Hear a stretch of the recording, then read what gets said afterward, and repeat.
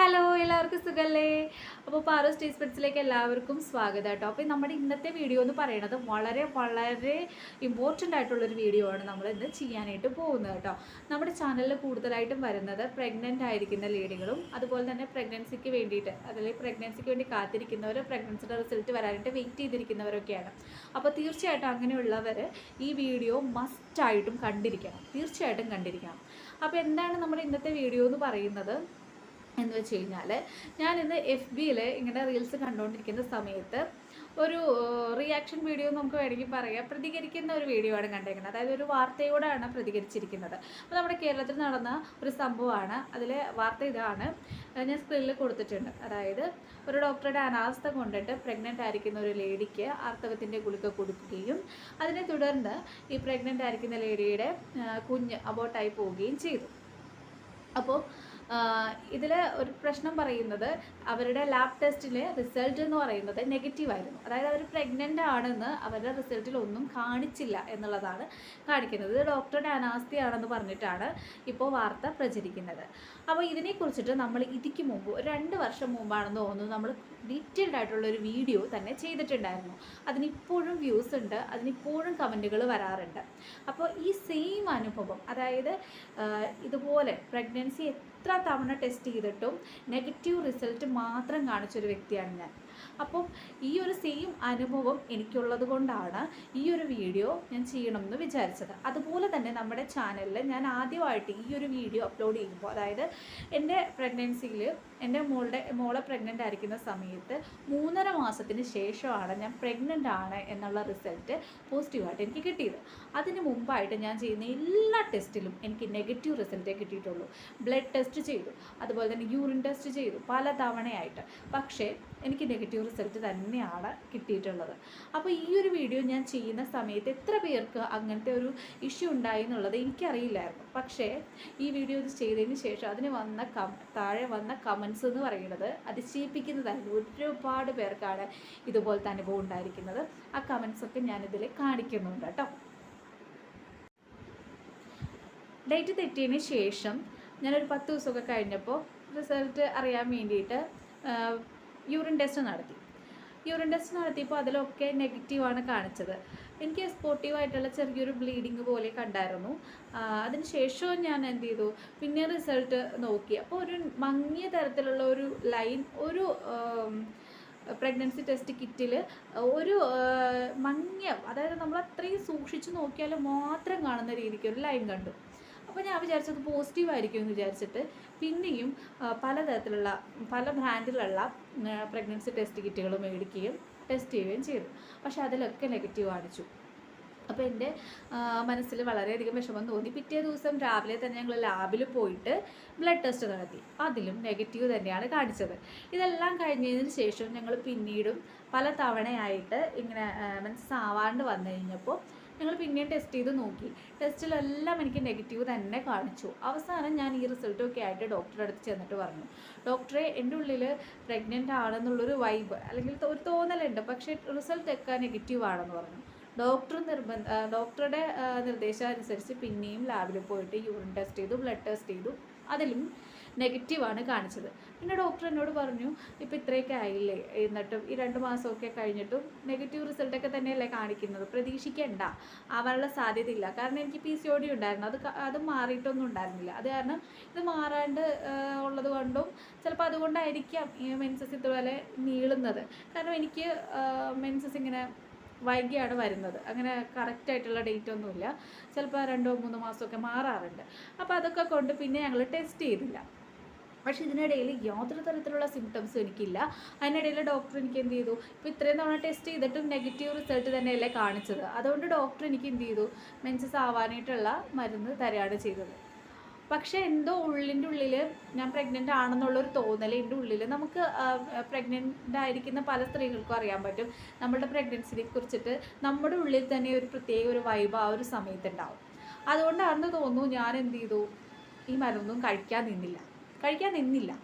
പക്ഷേ റെസ്റ്റോ കാര്യങ്ങളോ ഒന്നും തന്നെ ഞാൻ അങ്ങനെ അധികം നോക്കിയില്ല.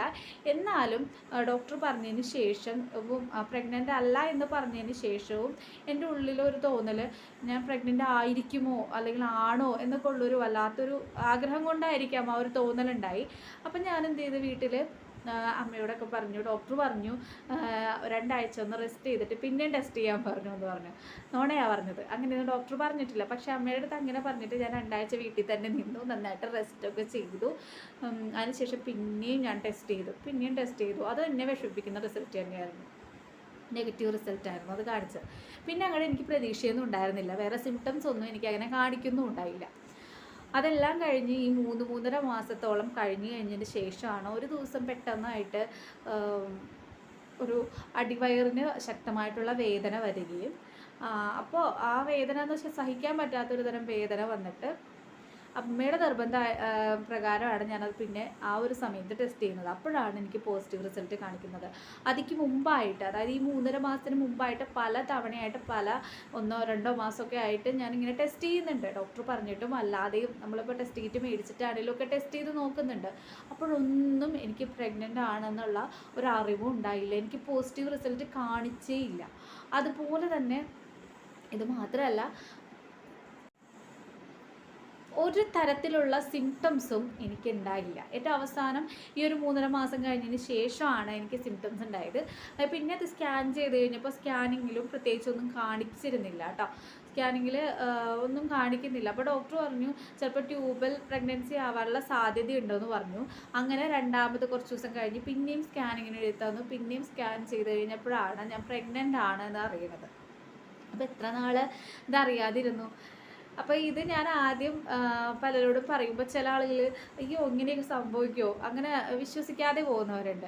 എങ്കിൽ ചില ആളുകൾ അവരുടെ സമാനമായിട്ടുള്ള ഇതേ എക്സ്പീരിയൻസ് എന്നോട് ഷെയർ ചെയ്തിട്ടുണ്ട്.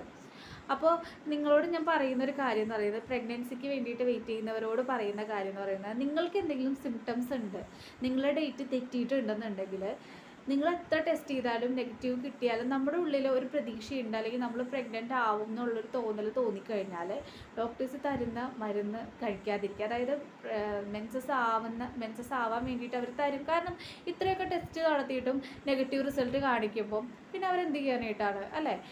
അവർക്ക് അറിയില്ലല്ലോ, അല്ലെങ്കിൽ ടെസ്റ്റിൽ അറിയേണ്ടതല്ലേ നമ്മൾ പ്രഗ്നൻ്റ് ആണോ ഇല്ലേ എന്നുള്ളത്. ഇതിനുള്ള റീസൺ എന്താണെന്നുള്ളത് അറിയില്ല. അപ്പം ഇങ്ങനെ ഡോക്ടർക്ക് എന്ത് ചെയ്യാൻ പറ്റും, അടുത്ത ആർത്തവത്തിനുള്ള മരുന്ന് തരാനേ പറ്റുള്ളൂ. അപ്പം അങ്ങനെ വരുമ്പോൾ, അതായത് കുറേ തവണ നിങ്ങൾ ടെസ്റ്റ് ചെയ്തിട്ടും നെഗറ്റീവ് റിസൾട്ട് കാണിക്കുന്നു, നിങ്ങൾക്ക് സിംറ്റംസ് ഒക്കെ ഉണ്ട്, നിങ്ങളുടെ ഉള്ളിലൊരു പ്രതീക്ഷയൊക്കെ ഉണ്ടെന്നുണ്ടെങ്കിൽ തീർച്ചയായിട്ടും നിങ്ങൾ കുറച്ചങ്ങ് വെയിറ്റ് ചെയ്യുക, മരുന്ന് കഴിക്കാതെ കുറച്ച് നാളങ്ങ് വെയിറ്റ് ചെയ്യുക. കാരണം ഞാനത് എൻ്റെ എക്സ്പീരിയൻസ് ആണ് പറയണത്. അതുപോലെ തന്നെ പ്രഗ്നൻസിയിൽ ആദ്യത്തെ ടെസ്റ്റൊക്കെ നടത്തിയിട്ട് നെഗറ്റീവ് കാണിച്ച് പിന്നെ നിങ്ങളാവുന്നില്ലെങ്കിൽ ചിലപ്പോൾ ഒരു പക്ഷേ കുറച്ച് കഴിയുമ്പോൾ പോസിറ്റീവ് കാണിക്കാം. അതായത് കുറച്ച് ദിവസം കഴിഞ്ഞ് പിന്നെ ഒന്ന് ടെസ്റ്റ് ചെയ്ത് നോക്കിക്കഴിഞ്ഞാൽ പോസിറ്റീവ് കാണിക്കാം.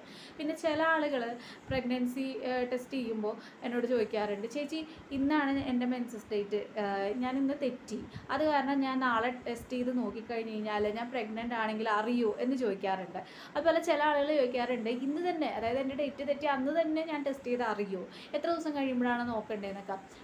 ചുരുങ്ങിയ ഒരു 10 ദിവസമെങ്കിലും നിങ്ങൾ വെയിറ്റ് ചെയ്ത് കഴിഞ്ഞതിന് ശേഷം നിങ്ങൾ നോക്കുക. ചില ആളുകൾക്കൊക്കെ 5-6 ദിവസത്തിനുള്ളിൽ അറിയുന്നവരുണ്ട്. പക്ഷേ ഭൂരിഭാഗം ആളുകൾക്ക് ഒരു 10-15 ദിവസത്തിനുള്ളിലേ അറിയുള്ളൂ. ചില ആളുകൾക്ക് ഇത്രയും തന്നെ കുറേ മാസങ്ങളെടുത്ത് മാത്രമേ അറിയുള്ളൂ.